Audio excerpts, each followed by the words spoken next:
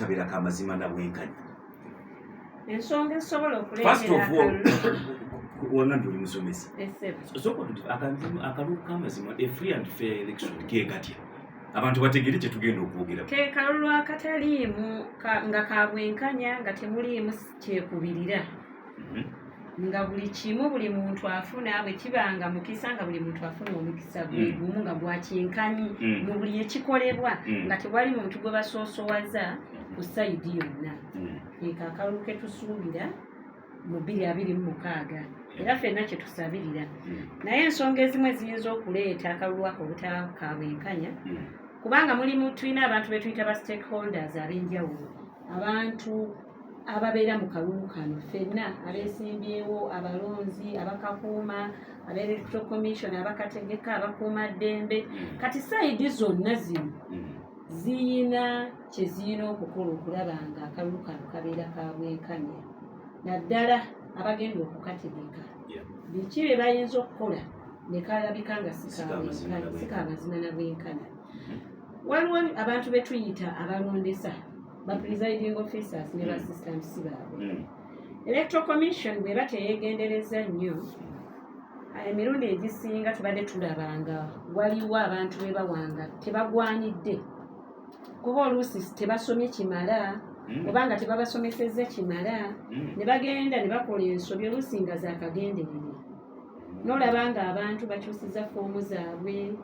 ng'omuntu abadde asinza omuntu naye omulondesa n'akola ki n'akyusa ekintu ekyo kati kitandikira ddala mu electoral commission okwetegereza omulundi guno abantu abagenda okulondesa bali credible bantu ddala bali ku mulamwa tebagenda kubeeramu nakyekubirira ne electoral commission yennyini ba returning officers baffe tulina abali ku miruka tulina akulira city akulira region yonna okulaba first of all ebikozesebwa babireese bulungi tewali abikutteko kuba awo we tutandikira okulaba nti akalulu kano kagenda kuba kabwenkanya okubeera nga bataddebwa abantu abesimba abatagenda kuzannya dingdali kubeera nga batawaanya akalulu kano kuba kisobola okutandikira mu bbo omuntu n'aba nga yagenda okulondesa n'amala okulondesa n'akyusa ebintu ebyo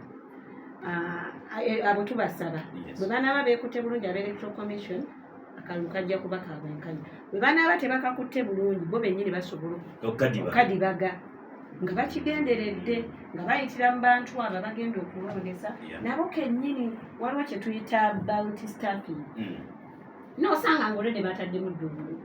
nga baakedde ne babuteeka mu byali bibaddeyo ku myaka egigi emabega mu kampala omwo kakati tusaba ba-electoral commission batwale obuvunaanyizibwa bwabwe bo nga bo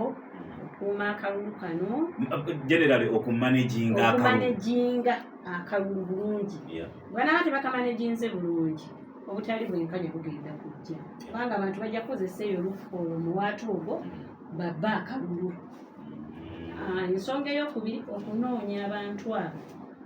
abagenda okulondesa nga ddala babasomesezza bulungi ate ng'abantu abo bamuzinzi buli omuntu nga tomusomesezza kikyalina kukola asobola okukozesa ogwo omukisa n'akola obutenkanya nga yeekubidde sayidi neyeekwasa ekyo n'abantu okubasomesa ekimala nga tabasomesa ekimala kigenda kuleetawo akasambattuko kubanga abantu kati banyiivu nnyo buli muntu yeetaaga akalulu ke ensonga ey'okusatu eri mu bakuumaddembe abakuumaddembe emirundi egimu abamu bamanyi okufuna sayidi abakuumaddembe bennyini bafuna sayidi ne bamanya ate nomwattu oba bamanya batya ti waliwo bano banuupu bano bawagira NRM ne babamanya ne batandika okubatiisatiisa abantu ne balemwa n'okujja okukola ki okulonda oba abamu ne balonda naye ne batasobola kubeera nga weebali okukuuma kaki akalulu ako kuba oba olina okubeerawo mu budde obwo bw'okubala kati abakuumaddembe abo tubasaba babeere nga tebalina kyekubirira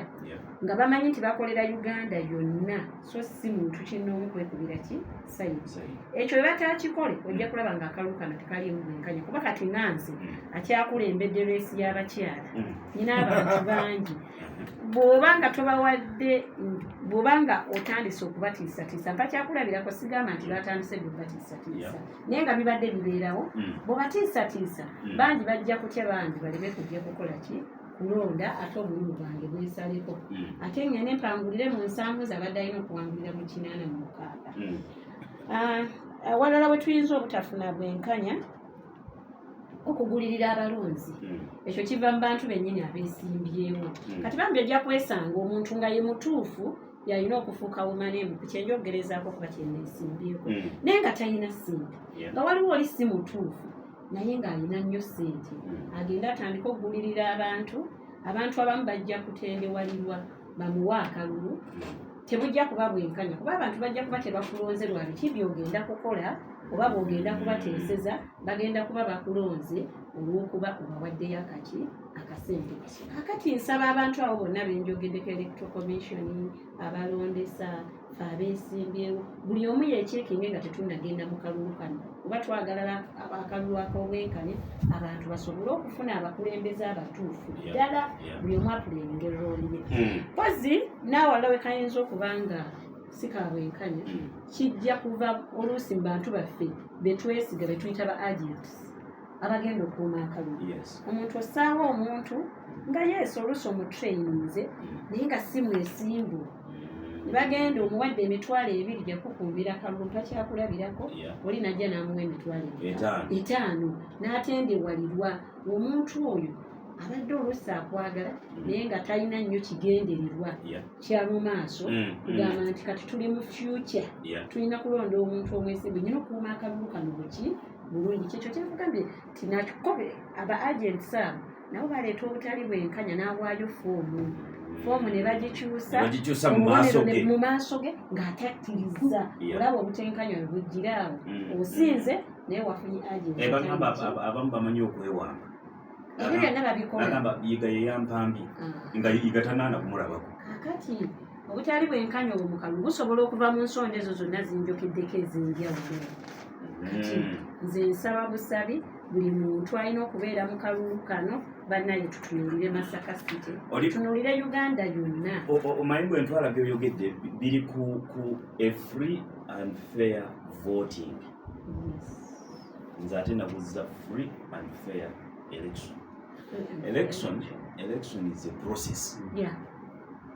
focus yo ngiwulidde ebadde nnyo ku lunaku lw'okulonda wali voting nenze njagala election for example fine n'okutegeka wano we tuli kuba nawo wennyini tukyalina akabanga kawerako okutuuka 15 January naye na wano wennyini waliwo ebisobola okweyoleka nti bano bye bali mu sukusu by'amazima na bwenkanya waliwo wano profesa bamuyita Robert Allen Daly profesa ono yafa 2014 yali profesa wa University ye Yale mu America professor wa political science ya defining a free and fair election like this n'agamba nti it is an election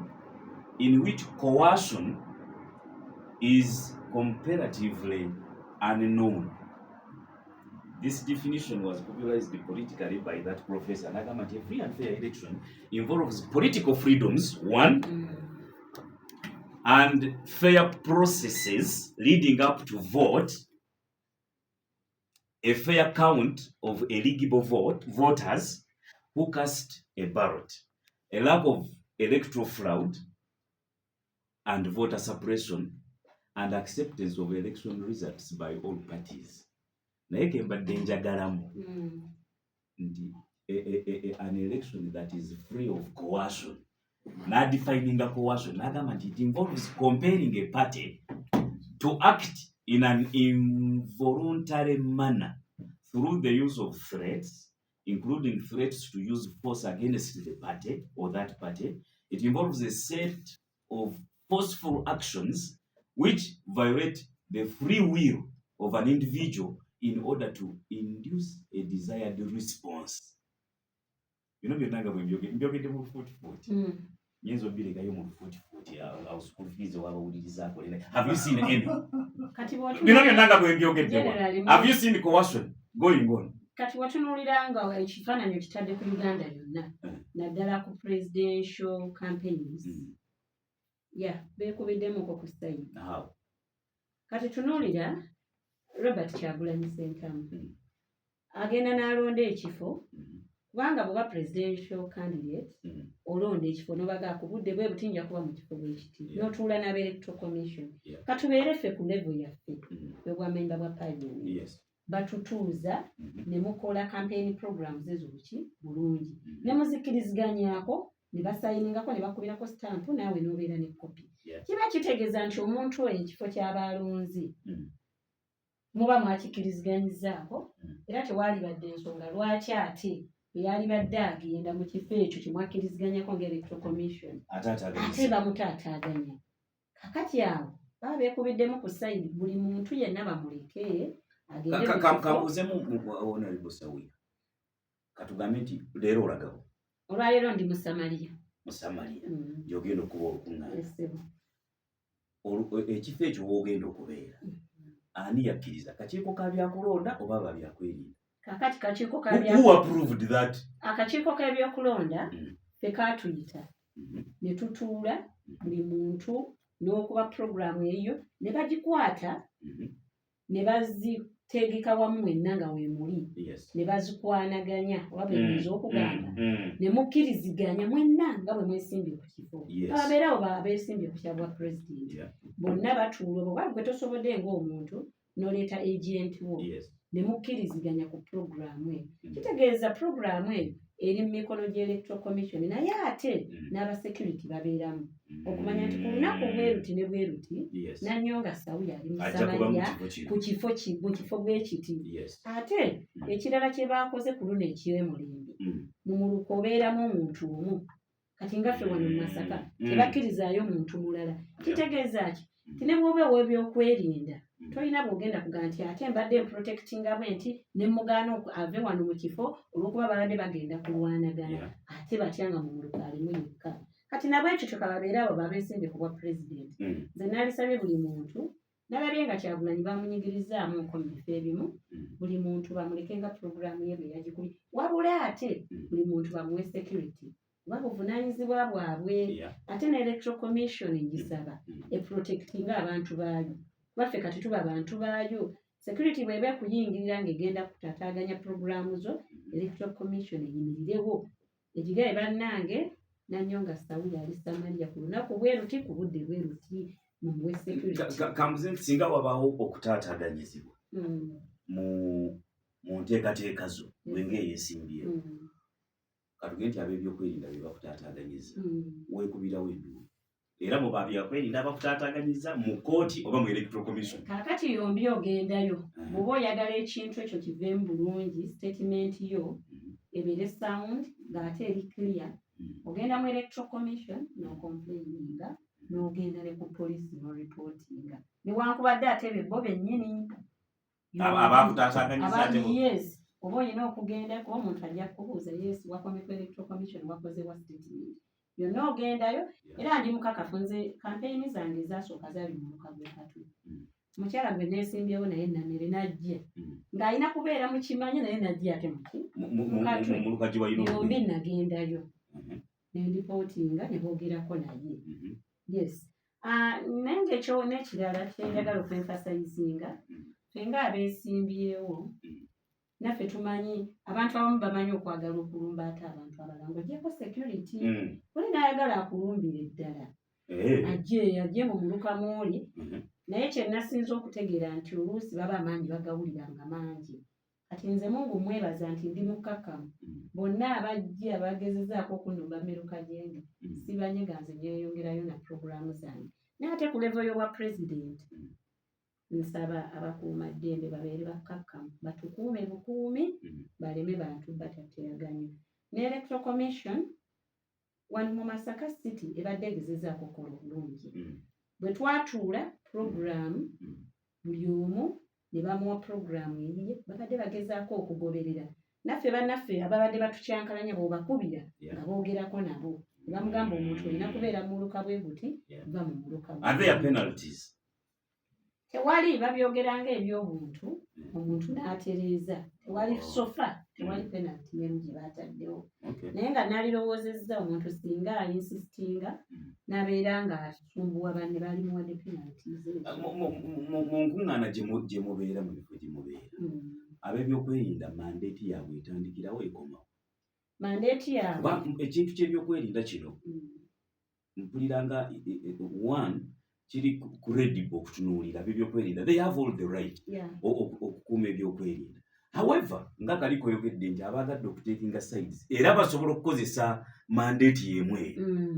kuba empulikikira ngeri talina kkomo, terina weekoma, terina weetandikira. Olaga nti yes akakiiko k'ebyokulonda kakukkiriza ku lw'omukaaga okubeeraawo ku katale naye leero ffe tukizudde ng'ab'ebyokwerinda tewali safe. Ate ng'era ddala bakisobolera onoogamba otya nti mulimba ekyo kyemugaati obuyinza bwabwe bukomawo butandikira obuyinza bwabwe mu nteekateeka ya campaign. Bo mu nteekateeka balina okubeera nga balaba buli muntu ali safe waali tewali kigenda kumukosa kuba program zonna baba bazirina okukebera bw'oli oli safe tewali buzibu bugenda kutuusaako. Singa waba waliwo abakwatakinga basobola bo kuprotectinga ne bakusafeguardinga ebyo bye tubasuubiramu era ye mandeeti gye bakola gye balina. However basobola ogikozesa ne basaidinga n'omuntu ne bagamba twalabye nga balaba awantu olinawo nnyo amaanyi basobola okikola akagenderere naga twalabye nga tugenda kuba seefu basobola okujja ne bagaawa wano tewali seefu vaawo era ne bakutwala kati gwe olw'okuba tolina byuma bipima ddala how safe that place is oba olina okuwulira kye bakola kye bagamba naye mbasaba ekyo tebakikola batuprotectinge fenna tuli bannayuganda batuwe obukuumi ate balabe nga tugenda mu maaso kuba ffe tugenda okubaweereza. Kambuze kino gwe nga Honorable Musawi, have you faced it? You as an individual. Forget what you have seen on TV and all that. Wafunye contradictions zino n'ab'ebyokwerinda. Nontex si nnyo okuggyako olunaku olwasooka lwali ku nomination day nze nalaga ruutu yange mwengenda okuyita baali bagiŋŋaanye nga balina omulala ate nga naze nasooka okugiraga nga bakuwa nsonga ki nga bangamba nti ne gundi wagenda okuyita ne bagala no I was clear nagamba ngenda kuyita wano era ne mubikolako approve electoral commission nekikolako approve ate wali lwaki mukola kimunkyusa awo bandireyingawo nnyo nendwawo nnyo ng'ate njagala obudde buleme kumpitako nneeyongereyo naye nga sofa babadde tebannatambula bubi mpozi nga banaatutawanya maaso oli ku radio budde eyo omuntu wa bulijjo ajuza okusika akazindaala